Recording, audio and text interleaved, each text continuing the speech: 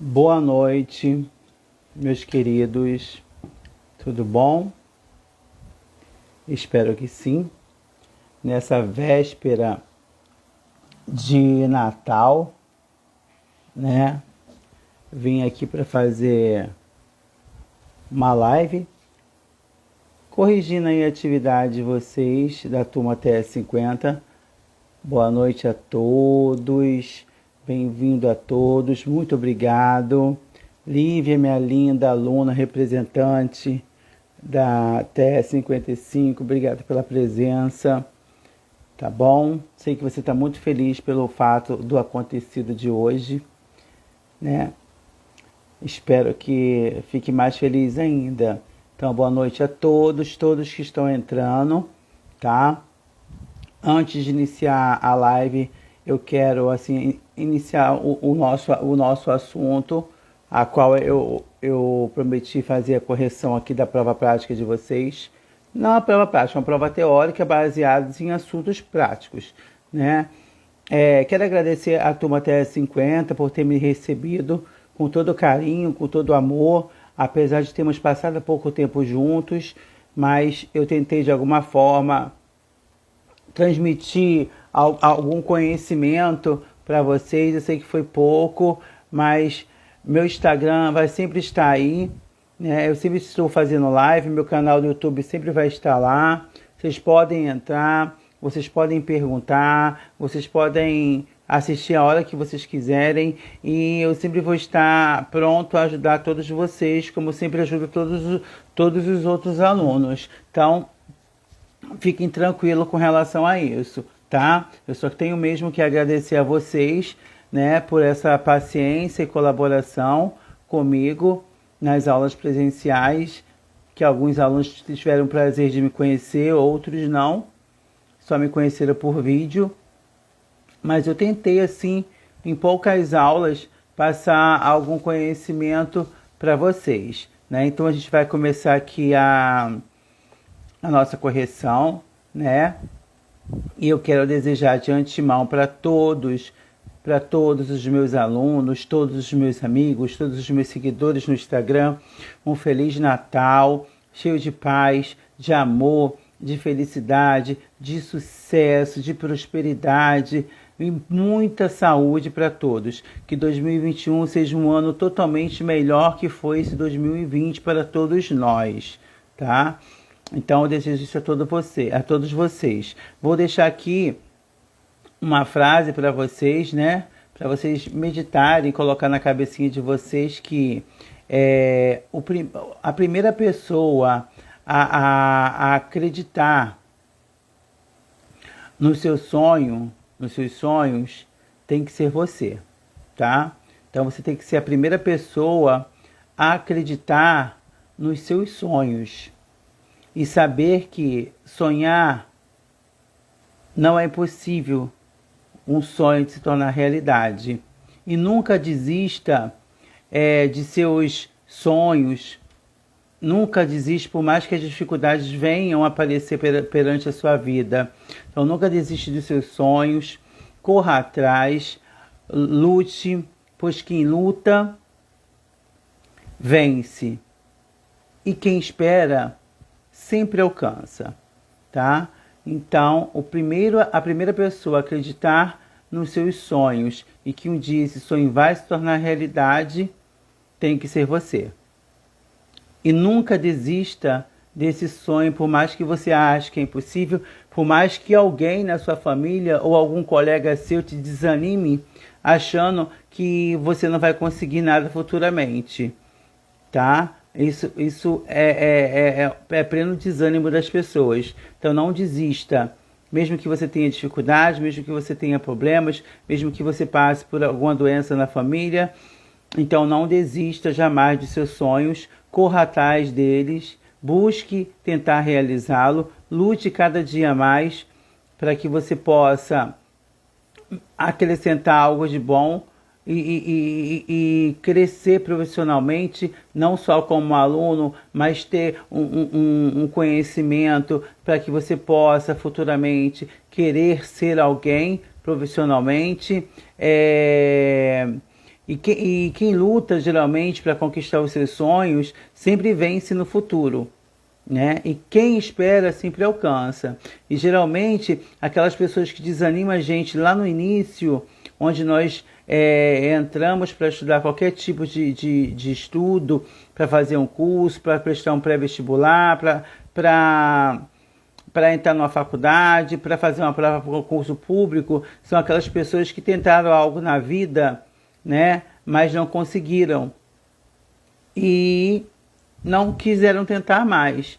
Então tente, por mais que você erre, tente, mas nunca se omita por nunca ter tentado nada na vida. Se errou uma vez, tenta de novo. Se fez a prova uma vez, tenta de novo. Se fez a terceira vez, tenta de novo, mas nunca se omita por nunca ter tentado na vida, tá? Nunca deixe de tentar, nunca fale que não vai conseguir se você não tentar, tá bom? E nunca deixe de colocar no seu coração, ame o próximo como se não houvesse o amanhã, tá? Ame sempre ao próximo como não se houvesse o amanhã. Então, toda vez que você estiver dentro de um hospital, prestando uma assistência a um paciente, ame ele. Ame aquele próximo, como se não houvesse amanhã. E quando você estiver lá, no auge da sua carreira, recebendo seu diploma, né? Várias pessoas estarão na plateia batendo palma para você, porque você conquistou um sonho que todo mundo achou que era impossível. É impossível para alguns, mas para aqueles que querem lutar, que querem crescer na vida, quer ser alguém na vida, não é impossível. É impossível para aqueles que não querem tentar, né? Porque na vida nada é fácil. As pessoas acham que tudo é fácil na vida. Nada é fácil. A gente não conquista nada com facilidade. A gente não almejamos ter uma vida melhor para mim, para nós mesmos, até mesmo para nossa família, se a gente não lutar. Então nada vem fácil na nossa vida. Então tudo que vem fácil, vai fácil também. Tá? Então ame sempre ao próximo como se não soubesse amanhã. Tá? Sempre faça isso. Tá bom? E vamos aqui então. Essa foi a mensagem que eu deixei para vocês, principalmente para a TE 50 de agradecimento, tá? E para todos os outros alunos que estão aqui, que eu amo de paixão. Meus alunos sabem disso, que me acompanham desde o início. Eu amo sempre de paixão estar com eles. Então vamos à correção da prova prática de vocês, que na verdade, como eu falei anteriormente, foi uma prova teórica, né? Uma prova teórica baseada em questões práticas. A primeira pergunta lá da prova, se eu não me engano, está aqui, foi relacionada a figuras, né? Da seringa e da agulha. Tá ok? Eu coloquei as figuras da seringa e da agulha para vocês. Primeiramente, vou falar aqui das agulhas. No hospital nós temos as agulhas para administração de medicamentos parenterais, que são aqueles medicamentos que são diretamente na corrente sanguínea. E lá estava a agulha 13 por 4,5, né? Que também pode ser agulha 10 por 5. Essa agulha 13 por 4,5 ou 10 por 5 só é usada para via hipodérmica, que é via subcutânea, medicamento no tecido adiposo. E também pode ser utilizada para aplicação de medicamento por via intradérmica, que é ID, que é medicamento na pele. Nós temos também lá na prova a agulha 25 por 7 e 25 por 8. Tá? É uma agulha utilizada para aplicação de medicamento intramuscular, no músculo do deltoide, tá? Ou do glúteo ou do vasto lateral da coxa. Então a agulha 25 por 7 e 25 por 8 é uma agulha utilizada para via intramuscular, tanto no deltoide, tanto no glúteo, tanto no vasto lateral da coxa, a qual eu sempre já falei que medicamento intramuscular é um medicamento que não tem necessidade de ter um diluente para aplicar. A gente sempre vai aspirar com a agulha que está lá, que é 40 por 12, que é usada para aspiração e diluição. Tem muita gente que colocou só aspiração, está incorreto. A agulha 40 por 12, ela é usada para aspirar e diluir a medicação, principalmente frasco ampola, né? Que é aquele frasco que tem um pozinho, onde nós temos que introduzir o diluente, vamos diluir e vamos aspirar. Então, a agulha 40x12, ela é usada, anotem isso para vocês não esquecerem que é muito em concurso público, para aspirar e diluir medicamento.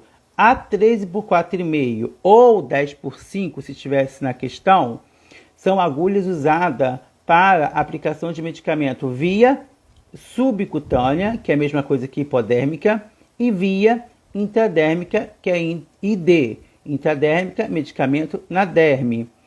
E 13x4,5, medicação no tecido adiposo, na gordura. As agulhas 25x7 e 25x8 já são para aplicar medicação intramuscular, tá? No deltoide, no glúteo ou no vasto lateral da coxa, sem ter necessidade de diluir. Claro que você vai ver no hospital a agulha 30x7 e 30x8. É maior e mais calibrosa. Então, a agulha 30x7 e 30x8 numa intramuscular, nós vamos utilizar em paciente bem nutrido, que é aquele paciente obeso e musculoso, onde a agulha vai conseguir atingir a fibra muscular. Se for aplicar uma intramuscular em uma criança, a gente dá preferência para a agulha 20x5,5 ou 20x6, que é usada muito intramuscular em crianças acima de 2 anos de idade, tá? Menos de 2 anos de idade, menos de 2 anos de idade. Intramuscular, que são as vacinas dadas nas crianças, tanto no deltoide, tanto no vasto lateral da coxa, nós vamos usar a agulha 20x5 ou 20x5,5. E se for um paciente bem nutrido, né, musculoso, ou um paciente obeso, nós vamos usar a agulha 30x7 ou 30x8. E a agulha 25x7 e 25x8 somente é para intramuscular, tanto no deltoide, tanto no glúteo. E a agulha 40x12 é uma agulha utilizada somente para aspirar e diluir medicações, tá?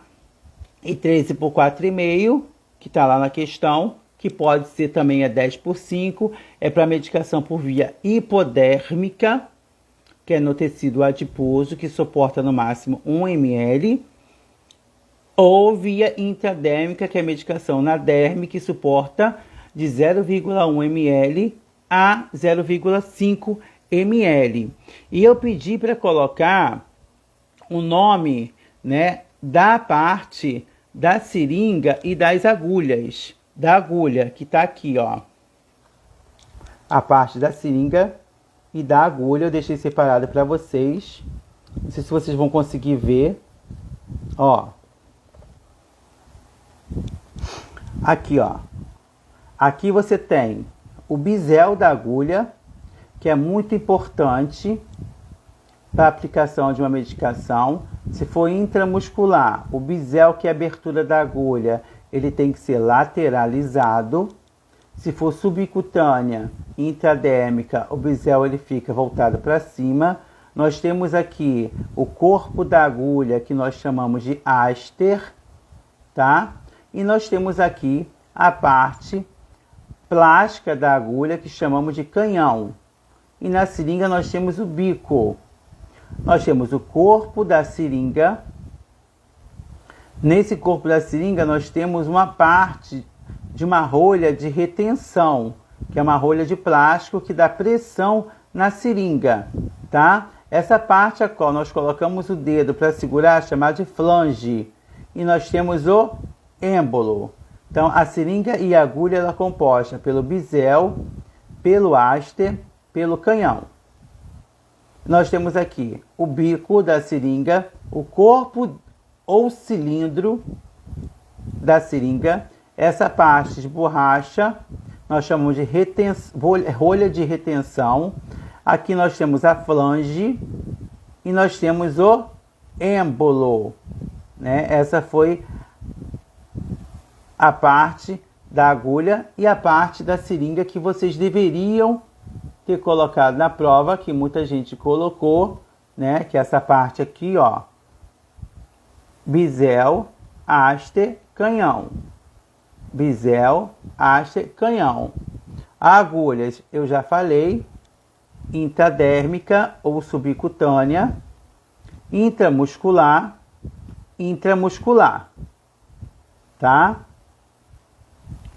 40/12, aspirar e diluir medicação.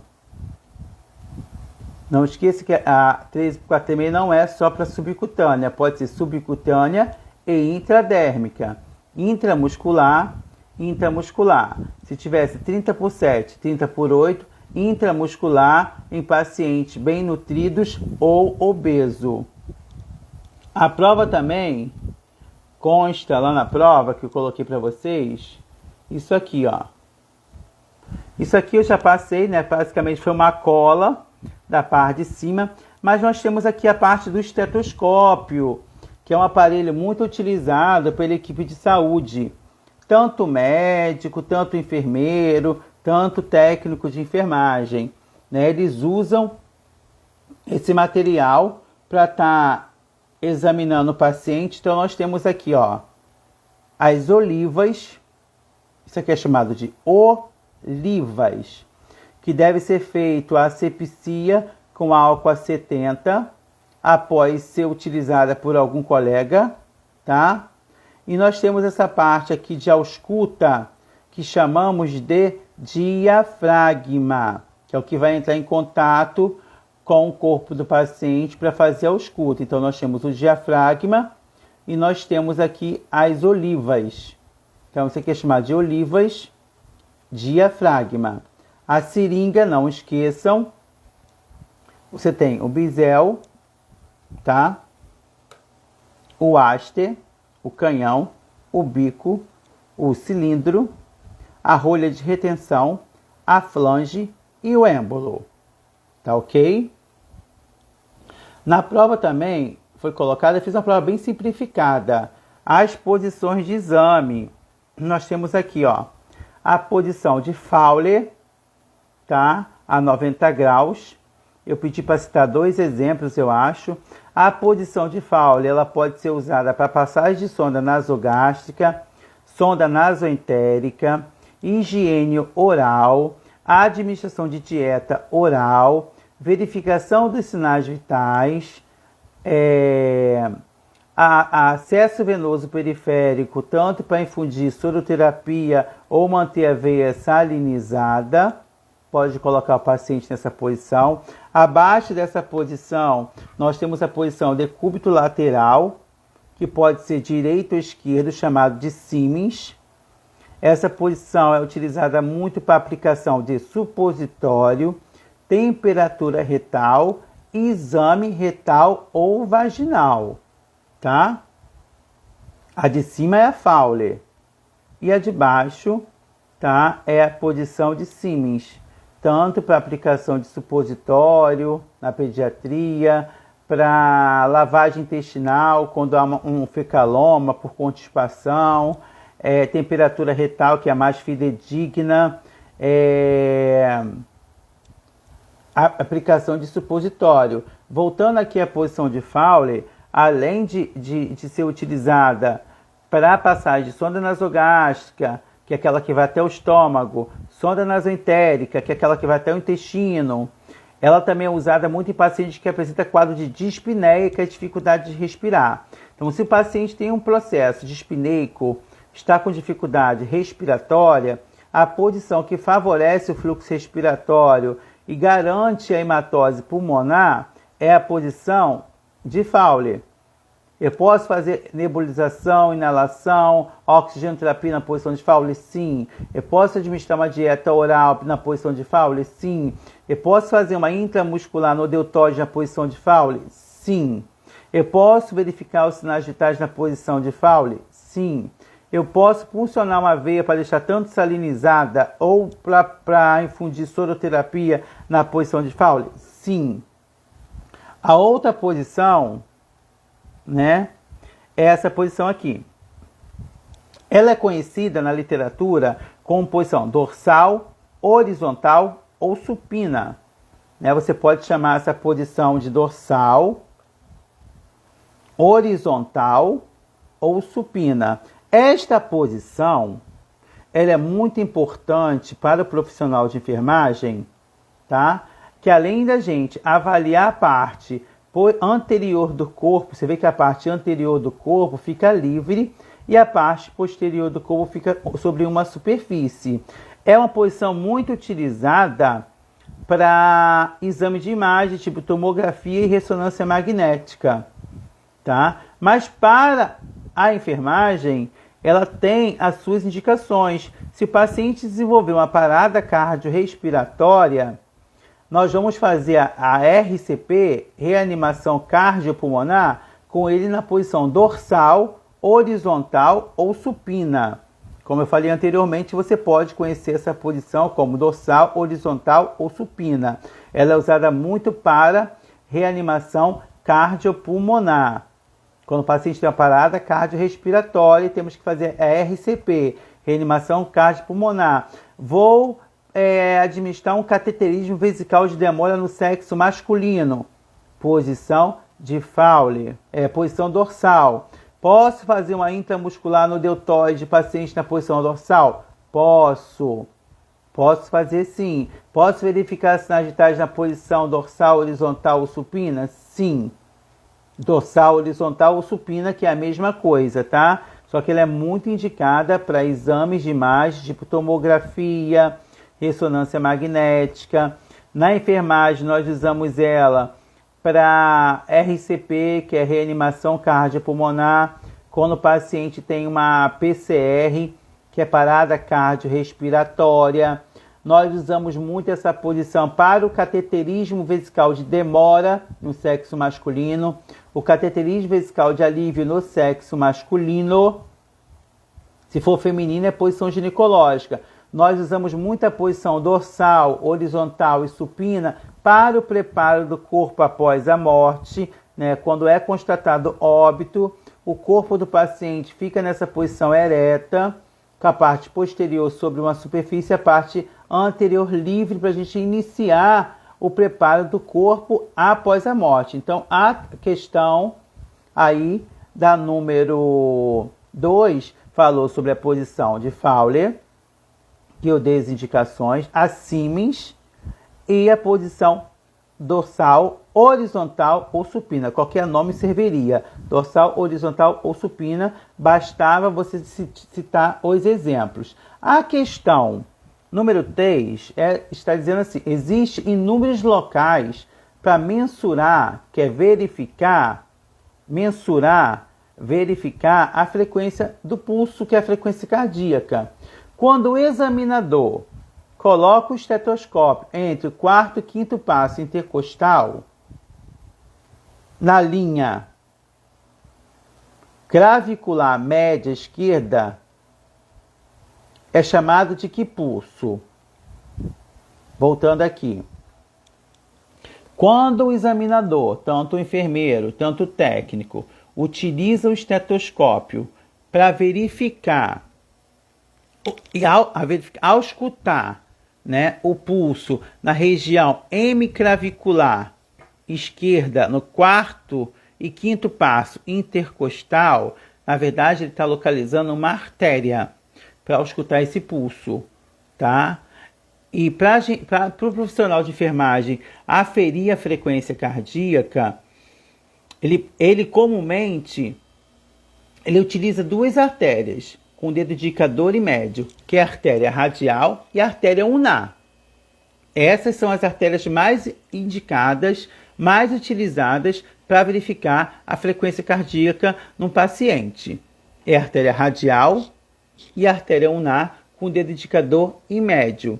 Mas por algum tipo de alteração clínica e fisiológica que esse paciente possa desenvolver e dificultar o profissional de enfermagem localizar o pulso radial e o pulso ulnar, ele tem outras artérias que ele pode identificar com o dedo indicador e médio.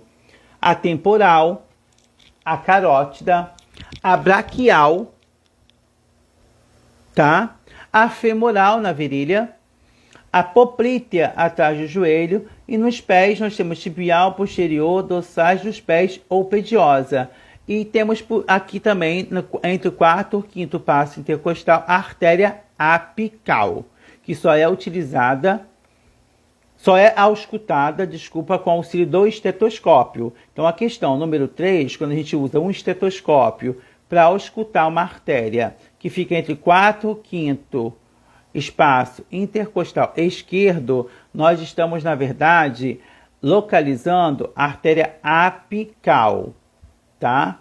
Mas a artéria mais utilizada para verificar a frequência cardíaca pelo profissional de enfermagem dentro da enfermaria é a artéria radial e ulnar, com dedo indicador e médio. Você só vai usar as demais artérias quando você não localizar essas artérias. E é muito importante você saber, o paciente está tendo uma PCR, parada cardiorrespiratória, só existe 3 artérias dessas todas que eu falei, de maior calibre, que nós vamos identificar numa parada cardiorrespiratória, conhecido como RCP. Se tem uma RCP, parada cardiorrespiratória, como nós vamos localizar essa frequência cardíaca? Em quais 3 artérias de maior calibre? Carótida, que fica aqui, ó, do lado da depressão pomo de Adão, temos a artéria carótida, com o dedo indicador e médio. Você vem aqui com o estetoscópio entre o quarto e o quinto passo intercostal na artéria apical e temos na virilha a artéria femoral. Essas são as 3 artérias de maior calibre que a enfermagem deve localizar numa PCR, parada cardiorrespiratória. Não esqueça disso. Se alguém perguntar quais são as 3 artérias de maior calibre que existe no corpo humano, que deve ser localizada numa PCR, parada cardiorrespiratória, você vai responder carótida,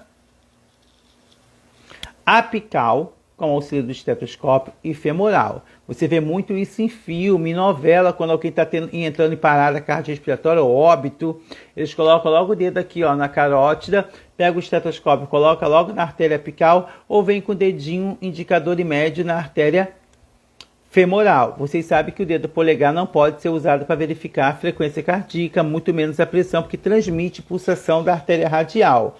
A artéria braquial, ela é usada muito para ferição da pressão sistólica e diastólica, mas eu consigo sentir aqui com o dedo indicador e médio a pulsação da artéria braquial. Então, se você, profissional de enfermagem, estagiário e aluno, está dentro de uma unidade hospitalar, dentro da enfermaria, e precisa verificar a frequência cardíaca que faz parte dos sinais vitais, a artéria mais usada, radial e ulnar, com o dedo indicador e médio. Não conseguiu localizar, porque o paciente está desidratado, desnutrido, está tendo um processo de choque hipovolêmico, por hemorragia, você vai nas artérias de maior calibre. Carótida, tá? Pega o estetoscópio, vai na apical ou na femoral. Mas nós temos 10 artérias, creio eu, que eu não contei. Temporal, carótida, apical, braquial, radial, ulnar, poplítea atrás do joelho, tibial posterior, dorsais dos pés ou pediosa, que fica lá nos pés. Todas as artérias, a única artéria que você usa para verificar a pressão arterial é a braquial. Todas essas artérias que eu falei, a comumente mais usada para verificação da frequência cardíaca com o dedo indicador e médio é a artéria radial e ulnar.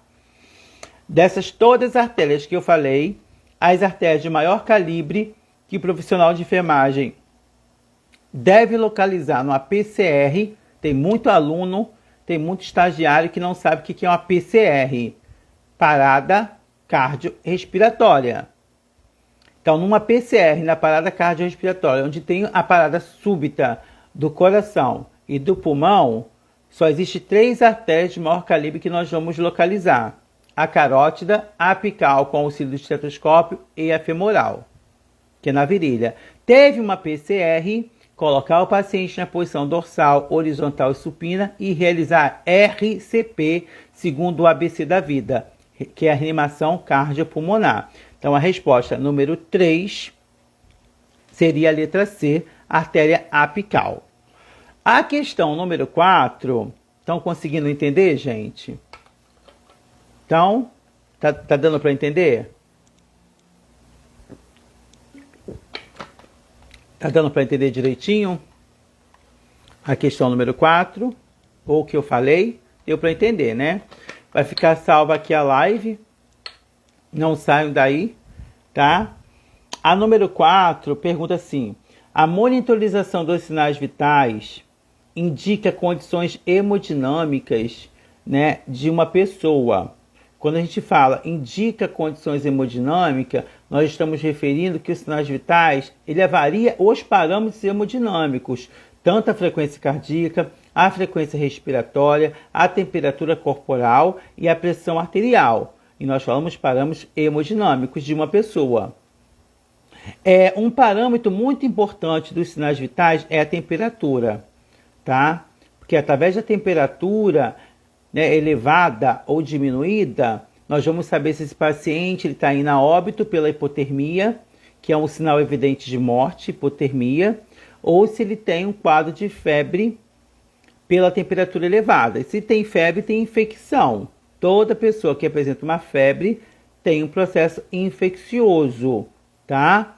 Então, quando que a gente vai considerar um paciente com hipotermia, que é da brusca da temperatura, onde ele está ficando gelado? A temperatura corporal ela varia de 36 a 37 graus Celsius, que nós chamamos de normotérmico, afebril ou apirético. Ela vai de 37 a 38, estado febril ou febrícula. 38 a 39, febre. 39 a 40, pirexia. 40 a 41, hiperpirexia. E abaixo de 36 graus Celsius é um paciente que está apresentando um quadro de hipotermia, queda brusca da temperatura. O profissional de enfermagem, nesse momento, deve o quê? Aquecer o paciente, desligar os ar-condicionados, ventiladores, manter o paciente aquecido, dar ingestas de líquidos quentes e controlar a temperatura corporal. Porque todo mundo que estudou sabe que na literatura diz que hipotermia é um sinal evidente de morte, tá? A prática vai ser show mesmo, André. Se for comigo vai ser maravilhosa, porque vocês passaram por fundamentos comigo, então você sabe que eu vou cobrar. Então a questão número 4 é quando que vamos considerar uma hipotermia? Quando a temperatura corporal estiver abaixo de 36. Quando o paciente está afebril, sem febre, apirético, sem febre, normotérmico, temperatura normal, 36 a 37. Estado febril ou febrícula, 37 a 38. Febre, 38 a 39. Pirexia, 39 a 40. Hiperpirexia, 40 a 41. Geralmente as crianças, quando chegam com a temperatura acima de 39,5, elas já apresentam crise convulsiva devido à febre, tá? A questão número 5, tá? Aqui, ó, vou virar aqui para vocês. A questão número 5, ó, fala para dizer o que significa essas siglas. Super fácil, né, Andréia? Né, Osana? IM, intramuscular. Deltoide, glúteo, vasto lateral da coxa. EV, endovenosa. SC, subcutânea ou hipodérmica. SL, sublingual.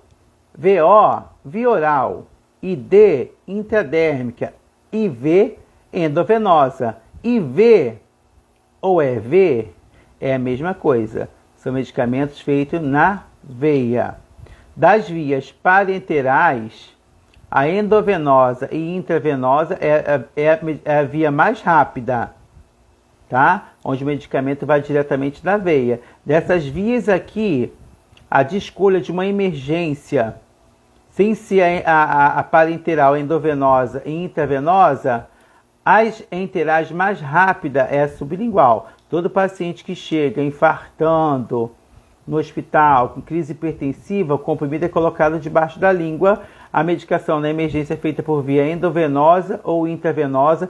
Não se esqueça que todo medicamento que vai por via endovenosa ou intravenosa tem que ser diluído com água destilada e soro fisiológico. Não se dilui medicamento intramuscular, não se dilui medicamento por via intradérmica e não se dilui medicamento por via subcutânea. Somente endovenosa e intravenosa, com água destilada ou soro fisiológico, tá ok? A última questão, creio eu que é a última questão, eu fiz tão fácil essa prova, eu achei muito fácil. Aqui, ó, é a figurinha da sonda nasogástrica com paciente na posição, deixa eu arrumar aqui isso, com paciente na posição de Fowler, né? Eu pedi para citar a medição da sonda, né? A medição da sonda nasogástrica, né? A medição da sonda nasogástrica é o quê? Do lóbulo da orelha, ápice nasal ao apêndice tifoide, ou do nariz ao lóbulo da orelha ao apêndice tifoide. Faz-se uma marcação. Essa medição é a medição correta para a introdução da sonda até o estômago. Essa sonda nasogástrica, chamada de Levine, ela vai até o estômago. A medição dela, que é a mensuração, como vamos medir para passar a sonda nasogástrica? Não estou falando da nasoentérica, que é a Dobi-Hoff. Eu estou falando da nasogástrica. Nós vamos medir ou mensurar do lobo da orelha, ápice nasal, ou até da lobo da orelha até o nariz, até o apêndice tifoide acima da região epigástrica, e vamos marcar com o esparadrapo para poder introduzir. Vai introduzir a sonda até a marcação. Lembrando que a sonda nasogástrica, porque passa pelo nariz e vai até o estômago, por isso chamamos de nasogástrica. Se eu colocar pela boca e passar até o estômago, eu chamo de orogástrica. O nome dela é Levine, é uma sonda de silicone transparente. Ela faz gavagem e sifonagem. Gavagem, alimentação e medicação por sonda. Sistema fechado. Acabou de alimentar, acabou de medicar, lava-se a sonda com 50 a 60 ml de água filtrada para evitar a obstrução da sonda, fecha a sonda. Ok?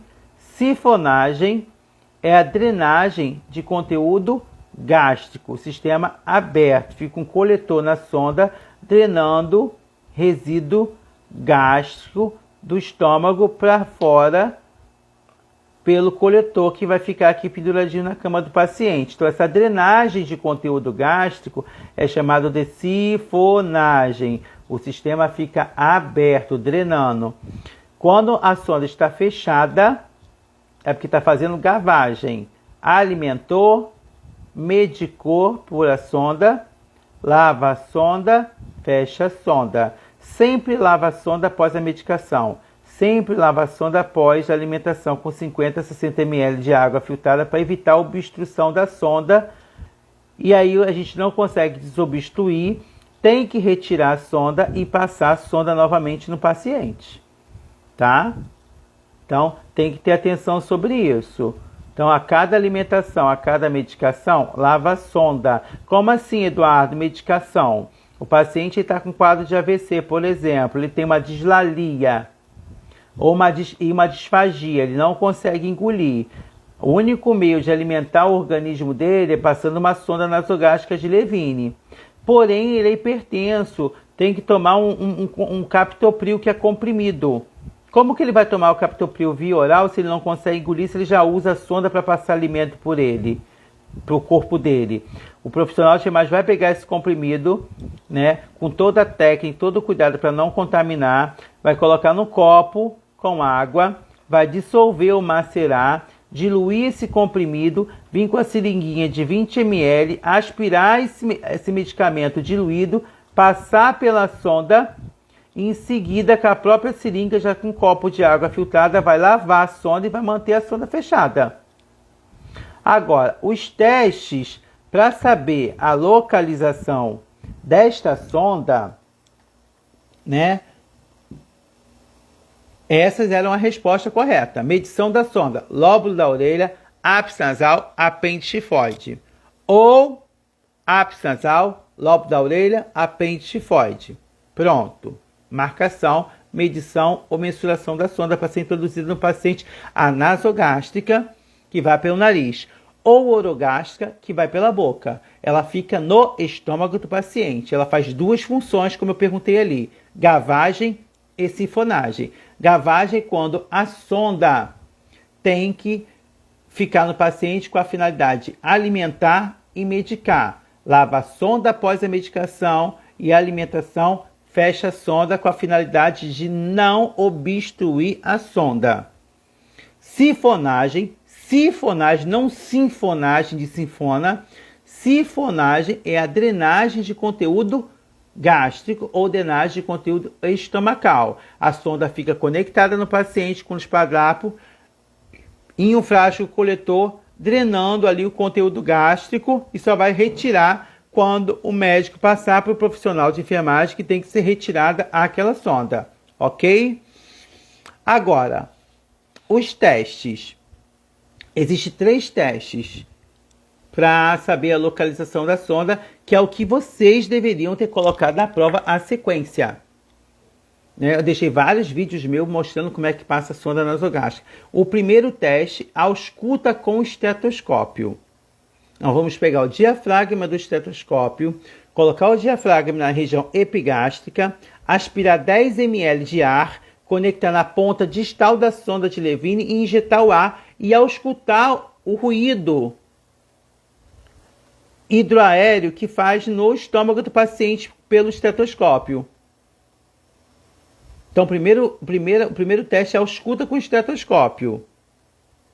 Se na ausculta você não teve uma ausculta fidedigna ou teve dúvida, a ausculta não foi positiva para a confirmação da sonda, porque geralmente quando a sonda está no estômago e nós injetamos ar na sonda e auscultamos com o estetoscópio, nós vamos ouvir um barulho borbulhante, como se estivesse assoprando no canudo com um copo de água. Se você não conseguiu ouvir isso detalhadamente, ou ficou com dúvida, ou deu aquela interrogação na sua cabeça, ou não conseguiu ouvir nada, você passa para o segundo teste, tá? O segundo teste. Perdoe aqui, eu que embolei. Primeiro teste, conectar a seringa na sonda e aspirar suco gástrico. Primeiro teste. Seringa de 10 ml ou 20 ml na sonda, aspirar suco gástrico. Veio o suco gástrico, sonda está no estômago. Não preciso passar para outro teste. Me corrigindo aqui, tá, gente? Primeiro teste correto para a identificação da sonda é aspirar suco gástrico. Aspirou suco gástrico, veio o suco gástrico, a sonda está no estômago. Não veio o suco gástrico, vamos passar para o segundo teste. Ausculta com estetoscópio. Aí é aquele teste que eu estava falando. Se na ausculta com estetoscópio te deu aquela dúvida, se tá ou não tá, se auscultou ou não auscultou direito, barulhinho no estômago, que é aquele barulhinho de quando a barriga da gente está roncando, você passa para o terceiro teste, que é pegar a ponta da sonda e colocar no copo com água.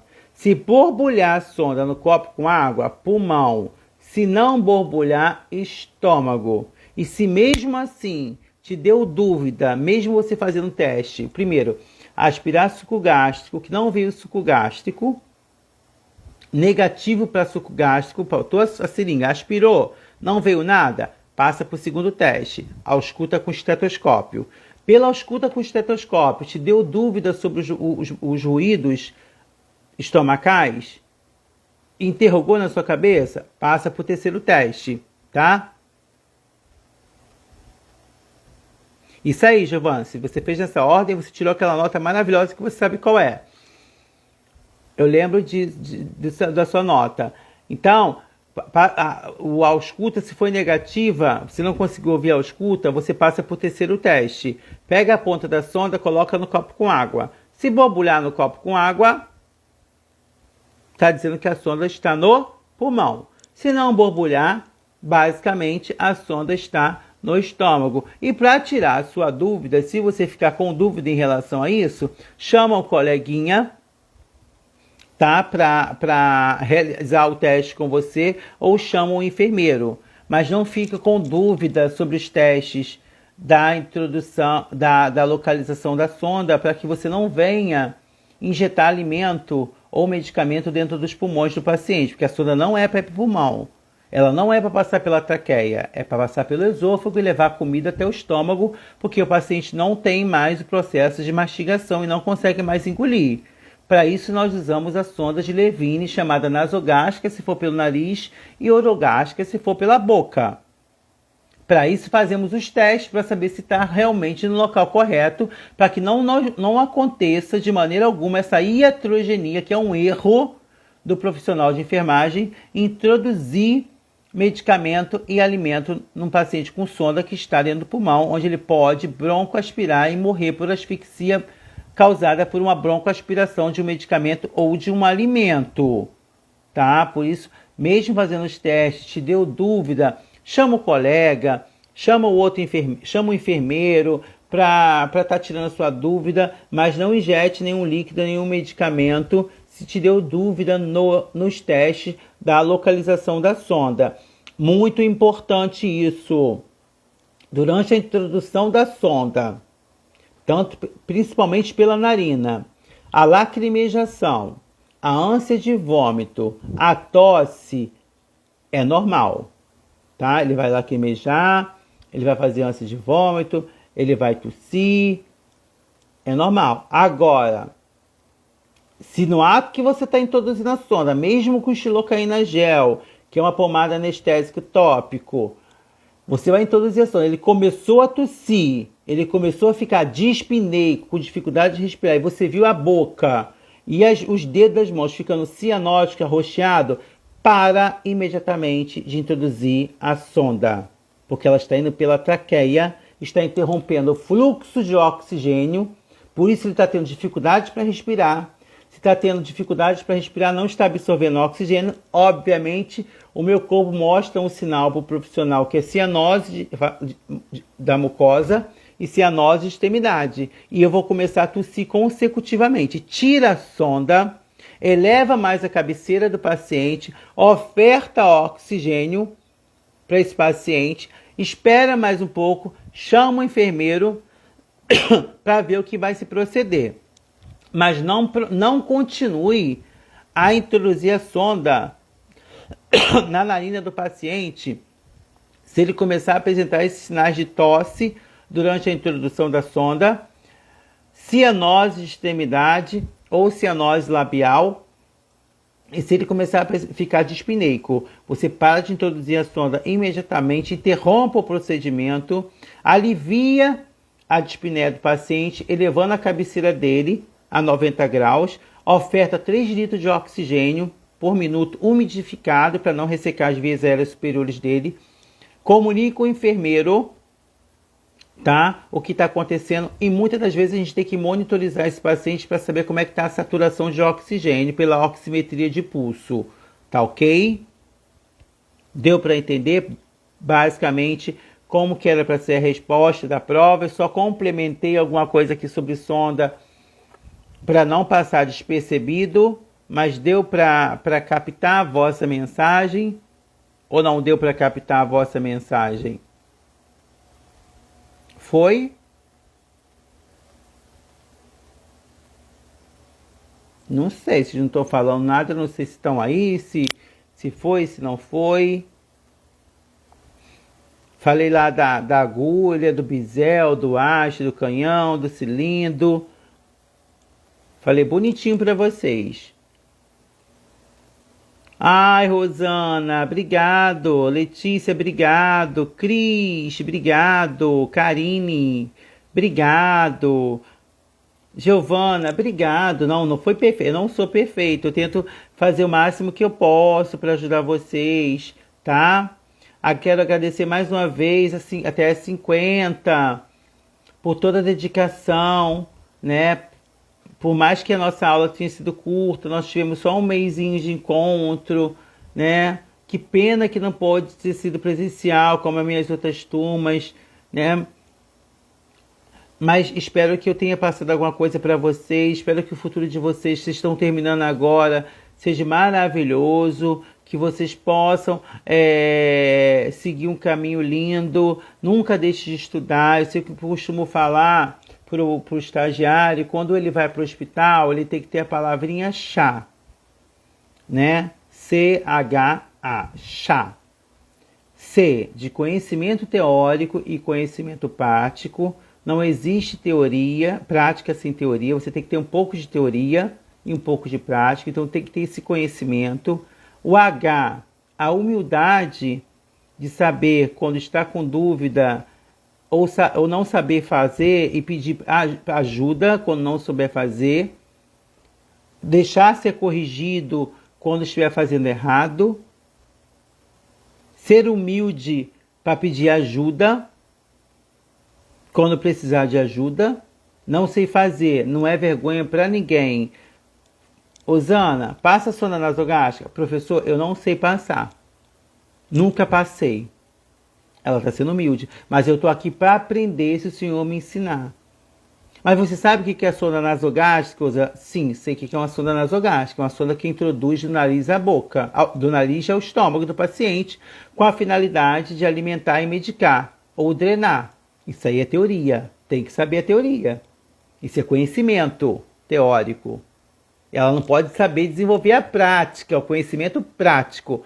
Mas o conhecimento teórico ela tem que ter pelo menos um pouquinho, né? Um pouquinho na cabeça.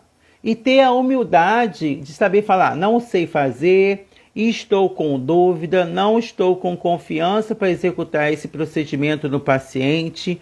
Eu prefiro que você faça, professor, que você faça, preceptor, que você faça, colega, para eu observar primeiro, para depois eu fazer, do que você fazer errado, machucar o paciente.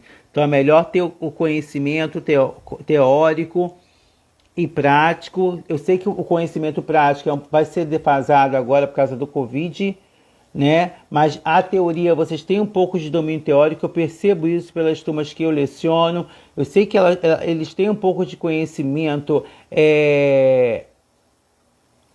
teórico, então nunca esqueça do chá. Conhecimento teórico e prático, humildade, sempre ser humilde para tudo.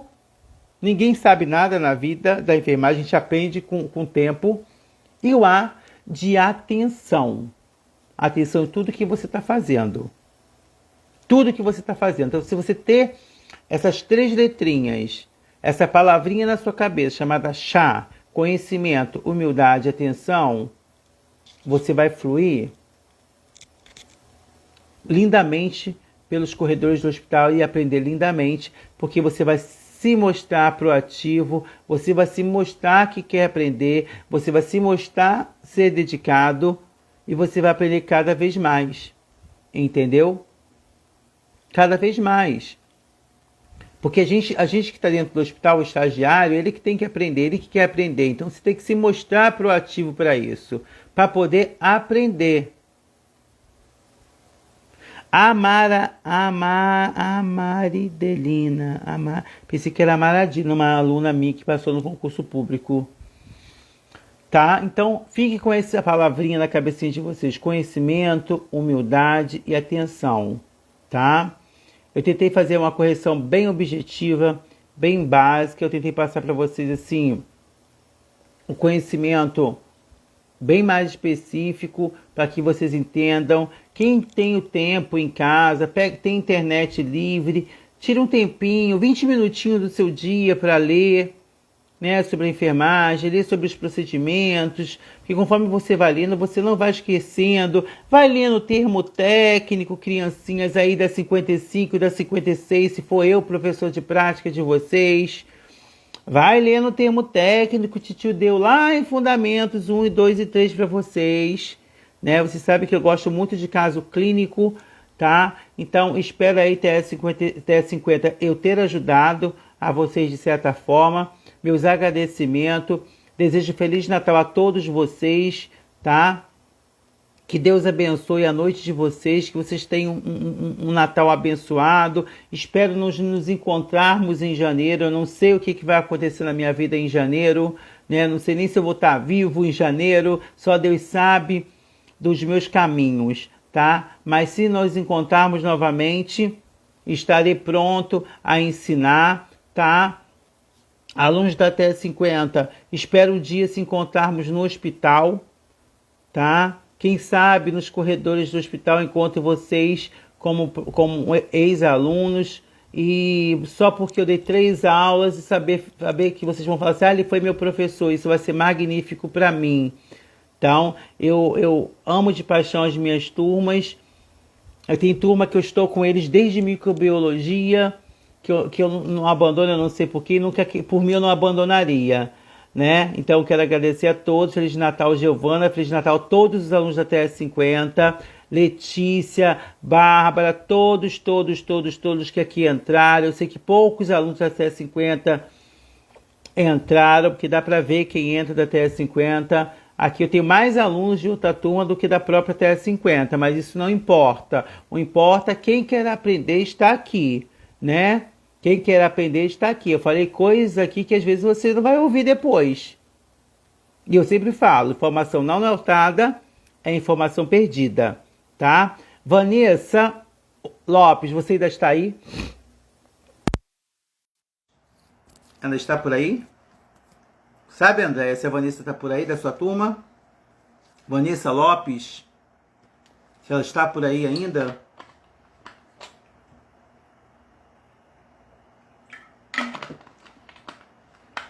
Sabe, André, se ela está por aí, a Vanessa Lopes?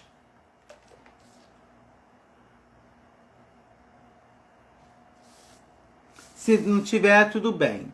Vou dedicar aqui uma música para todos vocês, tá? Não esqueça aqui da frase que eu falei sobre sonhos. A primeira pessoa a acreditar nos sonhos, nos sonhos tem que ser você. Se você não acreditar nos seus sonhos, eles nunca vão se tornar realidade, tá? Nunca vão se tornar realidade. Nunca desista de seus sonhos. Corra atrás, lute, pois quem luta vence e quem luta sempre alcança. Deus não dá nada na nossa vida sem nós não podermos suportar. A vida, a caminhada de um estudante não é fácil. Não é fácil a caminhada de um estudante, não é fácil o primeiro emprego. Você está trabalhando no primeiro emprego, vem aquela dificuldade, aquele atrito com um colega que não tem paciência de te ensinar. Então aprenda uma coisa na sua vida, além do conhecimento, da humildade, da atenção. Principalmente quando a gente está no local de aluno, como vocês, como estagiário. Às vezes, na nossa vida profissional e na nossa vida de aluno, nós temos que aprender a engolir muito sapo e arrotar muita borboleta. Porque não vale a pena, às vezes, debater, nem discutir, né? Às vezes vale a pena você fazer uma de egípcio, deixar para lá, engolir o sapo e arrotar borboleta. Simplesmente. Esse sapo você engole, depois ele é jogado na privada. Mas não debate, não. Não debate, não. Lembre-se que lá no futuro, essas pessoas que estão te desanimando vão estar lá, ó, no palco da vida, fazendo isso aqui para você, ó. Batendo palma pela sua vitória e se arrependendo das palavras que falou, dizendo que você não era capaz de conquistar o seu sonho. Então não desista dos seus sonhos nunca nessa vida. Por nada. Se tem algo que você deseja pedir a Deus nesse final de ano, peça a Ele que mande embora essa pandemia, que dê força a todos os profissionais que trabalham na linha de frente, como eu, que tive um sintoma de Covid, mas não foi Covid, Graças a Deus eu estou bem. Foi só uma rinite alérgica, né? Mas infelizmente a gente tem que trabalhar. A enfermagem é assim, se doa demais as pessoas e a gente acaba deixando de cuidar da nossa própria saúde. Mas eu me formei para isso, para cuidar de vidas e salvar vidas, onde fazemos coisas lindas ao próximo sem ninguém sequer notar. Essa é a beleza da minha missão, da sua missão futuramente. Então esteja preparado para isso. Ame ao próximo como se não houvesse o amanhã. Tá?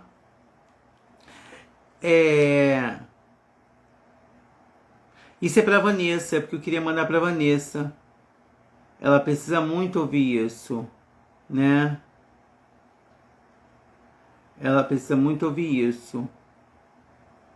Eu vou botar aqui uma música, vou dedicar a todos vocês, tá? Essa música, deixei até separada. Espero que vocês conheçam essa música. Eu vou deixar essa música como, assim, uma lembrança para vocês escutarem quando vocês precisarem, tá? O nome da música Tudo Vai Ficar Bem, com o grupo Viva Adoração. Tudo vai ficar bem. Não importa o que você esteja passando, Vanessa Lopes, não importa o que esteja acontecendo na sua vida, minha aluna, lembre-se que tudo vai ficar bem. Tudo vai ficar bem. Tudo. Nada passa de uma tempestade, uma ventania, de uma chuva, que Deus não acalme no futuro. E que não acalme daqui a pouco. Se essa chuva está passando pela sua vida, essa tempestade está passando por sua vida, porque Ele deu permissão para isso e sabe que você é forte e você é capaz de vencer essa chuva e de vencer essa tempestade, tá? Amém, sim. Isso aí. Assim seja na vida de todos nós, tá? Então vou terminar essa live aqui com essa música, como eu sempre termino, para vocês. Nessa luta eu estou contigo. Ó, pra gente terminar. Vanessa, para você, especial, e para todos os outros alunos. Tá, Vanessa Lopes? Mas é para todos os alunos. Mas eu quero, Vanessa, que você... O que você precisa é ser forte. E nessa luta eu estou contigo, contigo. Mesmo pensando que você está longe, não perca a esperança, não perca a esperança. Espere, confie em mim. Espere, confie em mim. Basta um passo mais perto. Dá um passo mais perto. De cada vez você vai vencer. Siga a luz na escuridão. Tudo vai ficar bem. Tudo vai ficar bem, Andréia. Tu sabe disso, né? Vanessa Lopes. Sei que seu coração está feliz. Que Deus acalme seu coração. Lembre, você é linda a música mesmo, André. Tudo vai ficar bem, o nome da música. Você não sabe o que amanhã te espera. Até 50, te dedico essa música em despedida do professor Eduardo Paulino. Futuramente tudo ficará bem na vida profissional de vocês. Lembre disso.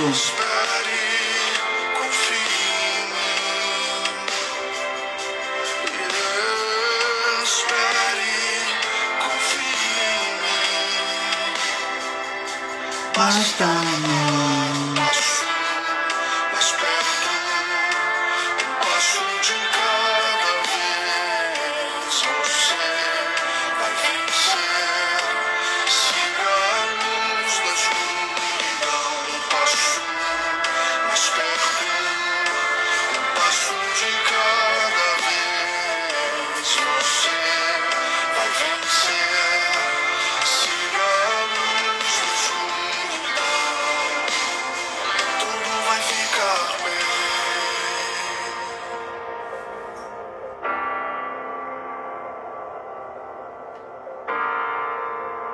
Tudo vai ficar bem. Mesmo em meio à escuridão, não desista, não se renda. Isso tudo vai passar, não é o fim, tudo vai ficar bem. Mesmo em meio à escuridão, não desista, não se renda.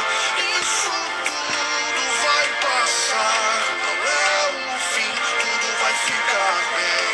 Mesmo em meio à escuridão, não desista, Não desista, não se renda. Meia escuridão, não se renda. Não é o fim. Tudo vai ficar bem. Tá? Seja forte, corajoso. Porque Deus está contigo sempre, em todos os momentos da sua vida. Tudo irá ficar bem. Tá bom? Amem o hino, ouçam o hino. Última frase de despedida de Natal de 2020 para todos. Se o seu sonho for muito grande do que você imagina, aumente suas asas para que você possa voar ainda mais alto para alcançá-lo. Tá? Não esqueça.